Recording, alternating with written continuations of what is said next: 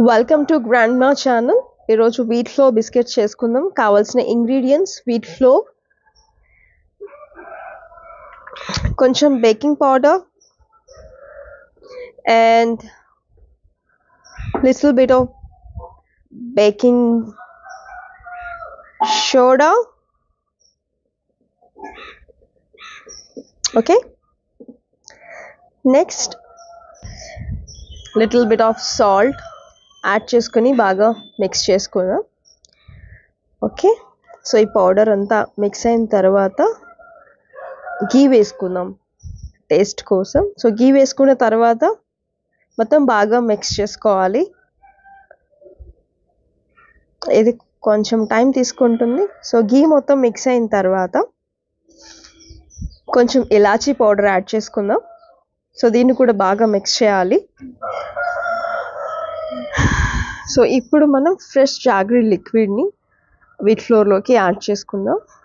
So ఇది sugar బదులు మనం జాగరీ లిక్విడ్ యాడ్ చేసుకుందాం. దీన్ని బాగా మిక్స్ చేయాలి. ఓకే, సో ఈ కన్సిస్టెన్సీ ఎలా ఉండాలి అంటే మన చపాతీ పిండి టైప్ ఉండాలన్నమాట. చూసారు కదా, ఇలా బాగా మిక్స్ చేసుకోవాలి. ఓకే, సో ఇలా చేసుకున్న పిండితో మనం చపాతీ లాగా, అంటే మన బిస్కెట్కి సరిపడా థిక్నెస్లో మనం చపాతీ లాగా చేసుకోవాలి. ఓకే, సో ఇది కొంచెం కేర్ఫుల్గా చేసుకోవాలి. మరీ పల్స్గా వస్తే బిస్కెట్స్ కొంచెం గట్టిగా వచ్చే ఛాన్స్ ఎక్కువ ఉంటుంది. సో ఇలా అయిపోయిన తర్వాత మనకి ఏ షేప్ కావాలంటే ఆ షేప్లో కట్ చేసుకోవచ్చు. నేనైతే ఇక్కడ బాటిల్ క్యాప్ తీసుకొని రౌండ్ షేప్లో కట్ చేశాను. ఓకే, సో షేప్ అనేది it's up to you. So ఇలా మీకు బిస్కెట్స్ని కట్ చేసుకొని సో వీటిని ప్రీహీట్ చేసుకుని ఓవెన్లో పెట్టుకోవాలి. ఓకే, సో టెంపరేచర్ వచ్చి 130 to 140 degrees ఫర్ 30 minutes మనం బేక్ చేసుకోవాలి. ఓకేనా,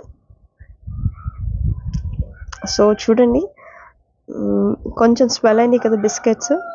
సో అలాగే మనం 30 minutes వరకు బేక్ చేసుకుంటే మన బిస్కెట్స్ ఆల్మోస్ట్ అయిపోయినాయి. సో ఇది చాలా simple process and healthy one compare to maida biscuits. So తప్పకుండా ట్రై చేయండి. ఓకే, సో చూడండి బిస్కెట్స్ మనం ప్లేట్లో సర్వ్ చేసుకున్నాం. చాలా బ్యూటిఫుల్గా వచ్చింది.